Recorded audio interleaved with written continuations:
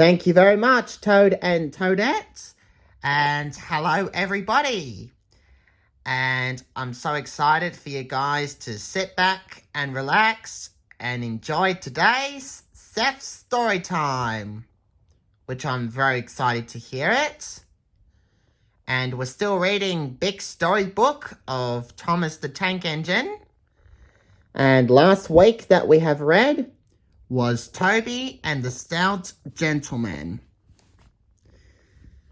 But today's story that we are reading is called Thomas in Trouble. Okie dokie, let's get started. There is a line to a quarry at the end of Thomas's branch line. It goes for some distance along by the road. Thomas was very careful there in case anyone was coming. Peep, peep, peep, he always whistled. Then people got out of the way, and he puffed slowly along with his trucks rumbling behind him. Early one morning, there was a policeman standing close to the line. Thomas liked policemen.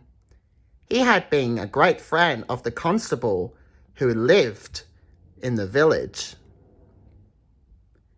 Peep, peep, good morning, Thomas whistled. He expected that this new policeman would be as friendly as the other one.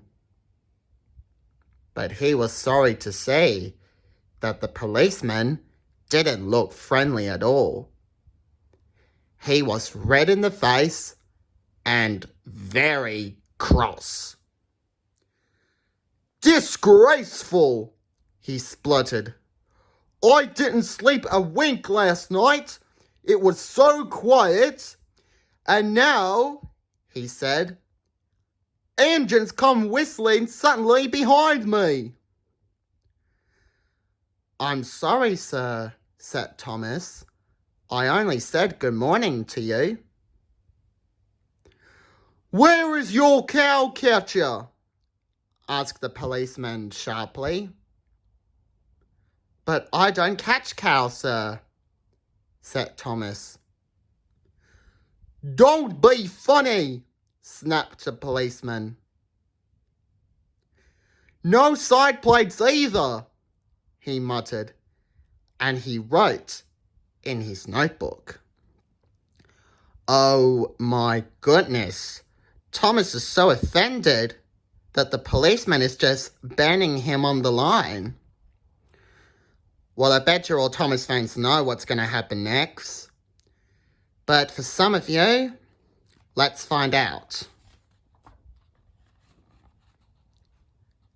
Then he spoke sternly to Thomas. Engines going on public roads must have their wheels covered and a cow catcher in front. You haven't, so you are dangerous to the public. Rubbish, said Thomas's driver crossly. We've been along here hundreds of times, and there has never been an accident. That makes it worse, said the policeman. And he wrote regular lawbreaker in his book. Thomas's driver climbed back into the cab, and Thomas puffed sadly away. The fat controller was having breakfast. He was eating toast and marmalade. His wife had just given him some more coffee. The butler came in. Excuse me, sir, he said. You are wanted on the telephone. Bother that telephone, said the fat controller. I am sorry, my dear, he said a few minutes later. Thomas is in trouble with the police, and I must go at once." He gulped down his coffee and hurried from the room. At the station, Thomas's driver told the Fat Controller what had happened. "Dangerous to the public, indeed. We'll see about that," said the Fat Controller.